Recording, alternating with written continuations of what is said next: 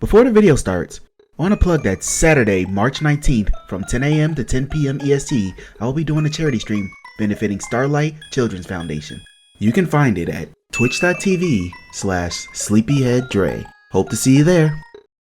So what is Mike Tyson's Punch-Out?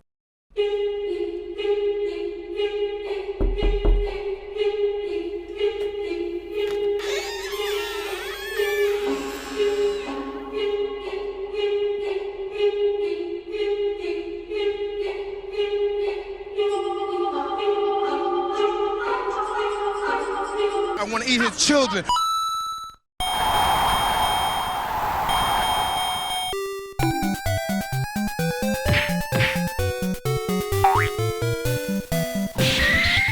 Spinal. Technically the third game in the series, and the game that came right before Super Punch-Out on the Super Nintendo, Mike Tyson's Punch-Out was the first home console game in the Punch-Out series, and probably its most popular. It was released in 1987 on the Nintendo Entertainment System, first as a prize for participating in a Famicom Gold tournament, with Super Macho Man serving as the final boss. Then some Nintendo executives took a visit to a Mike Tyson fight and thought, we have got to get this guy on our game. And $50,000 later, we got Mike Tyson's Punch-Out, with Mike Tyson serving as the final challenge. Once the contract ended with Mike Tyson, the Mike Tyson name was removed in further releases, and he was replaced in the game by Mr. Bland, Boring, Milquetoast, Palette Swap Dream. So in order to transition from the arcade to the super powerful 8-bit NES, certain concessions had to be made. Instead of the wireframe boxer previously used, your boxer was shrunk till you were left with this child, given the now iconic name, Little Mac. This was done so you could see your opponent better, who were adjusted to have more predictable patterns in their movement, all of which made the move to the NES a little easier. Like the other Punch-Out games, you can punch the body in the face with either arm, and you can also block, dodge, and duck to either side. But instead of a KO meter like in arcade and Super Punch-Out, you have a star counter. If you hit a boxer in a vulnerable moment, you'll get a star, with a maximum of 3 available to be farmed from opponents. You can use this star to execute a knockout KO star punch, which can devastate most boxers in the game, if not knock them out outright. Some of the later boxers won't even go down without a star punch to finish them off, so learning your opponent's weak spots is necessary. Another aspect of this game is the heart meter. This counter is your heart strength, I guess. If you get hit, block, or make contact with an opponent's blow in any way, your heart meter goes down. If your heart meter hits 0, your heart explodes, or your body shuts down, or whatever, because Little Mac turns pink and can only avoid punches. Avoid enough punches and you'll recover. Don't and you'll get knocked down hard. You and your opponent can only be knocked down 3 times in a single round, by the way. Though if you get punished enough between the 3-minute rounds of a fight, you won't be able to answer the 10 counts by Mario even if you wanted to.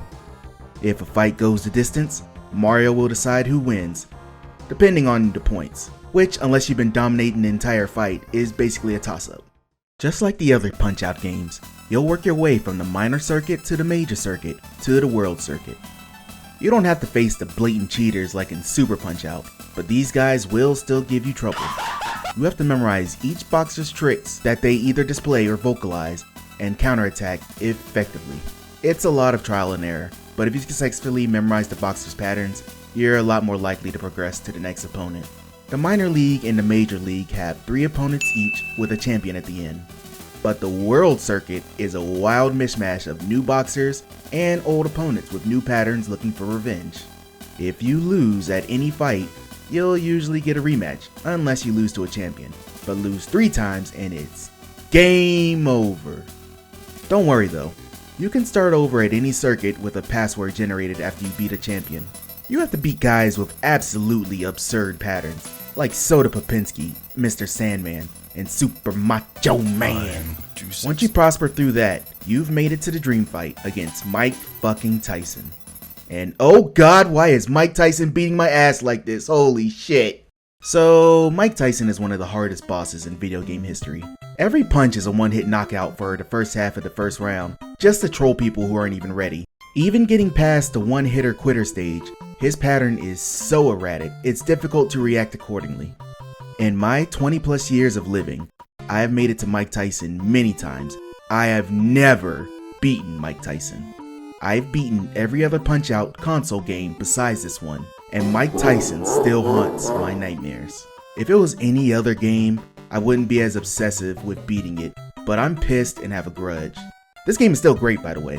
It's one of the few games that makes actual improvements on the arcade original.